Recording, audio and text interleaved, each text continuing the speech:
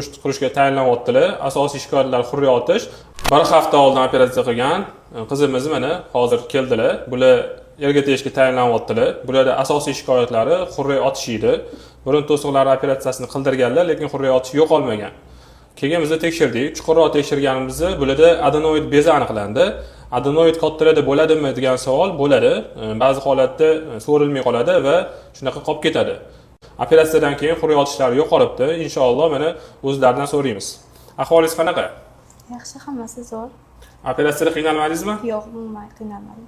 Og'riqli ham bo'lgani yo'q. Operatsiyadan oldin faqat xurriy otish bezi tiqilardi. Shu burun bitib, shunaqa bo'ladi. Tushunarli. Undan oldin operatsiya bo'lgansiz burun to'sig'i bo'yicha.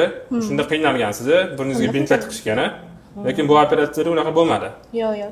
Operatsiya qildik, shundoq chiqdingiz, o'zingiz nafas olib yotdingiz.